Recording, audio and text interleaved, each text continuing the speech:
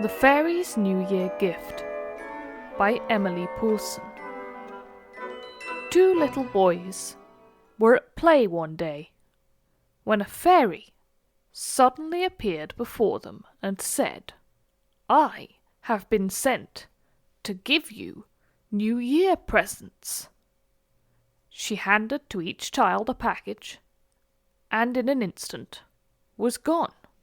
Carl and Philip opened the packages and found in them two beautiful books, with pages as pure and white as the snow when it first falls. Many months passed, and the fairy came again to the boys. "I have brought you each another book," said she, "and will take the first ones back to Father Time, who sent them to you." "May I not keep mine a little longer?" asked Philip. "I have hardly thought about it lately, and I'd like to paint something on the last leaf that lies open." "No," said the fairy, "I must take it just as it is." "I wish that I could look through mine just once," said Carl. "I have only seen one page at a time, for when the leaf turns over, it sticks fast, and I can never open the book at more than one place each day." "You shall look at your book," said the fairy, "and Philip at his." And she lit for them two little silver lamps, by the light of which they saw the pages as she turned them.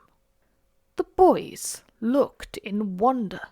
Could it be that these were the same fair books she had given them a year ago? Where were the clean white pages, as pure and beautiful as the snow when it first falls? Here was a page with ugly black spots and scratches upon it, while the very next page showed a lovely little picture. Some pages were decorated with gold and silver and gorgeous colours, others with beautiful flowers, and still others with a rainbow of softest, most delicate brightness. Yet even on the most beautiful of the pages there were ugly blots and scratches. Carl and Philip looked up at the fairy at last. "Who did this?" they asked. "Every page was white and fair as we opened to it. Yet now there is not a single blank place in the whole book." "Shall I explain some of the pictures to you?" said the fairy, smiling at the two little boys. "See, Philip, the spray of roses blossomed on this page when you let the baby have your playthings. And this pretty bird, that looks as if it were singing with all its might, would never have been on this page if you had not tried to be kind and pleasant the other day, instead of quarrelling." "But what makes this blot?" asked Philip. "That," said the fairy sadly, "that came when you told an untruth one day, and this was when you did not mind mamma.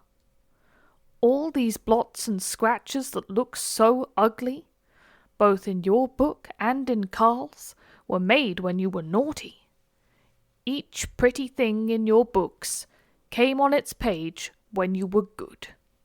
"Oh, if we could only have the books again," said Carl and Philip. "That cannot be," said the fairy. "See, they are dated for this year, and they must now go back to Father Time. But I have brought you each a new one. Perhaps you can make these more beautiful than the others." So saying, she vanished, and the boys were left alone, but each held in his hand a new book, open at the first page, and on the back of this book was written in letters of gold, "For the New Year."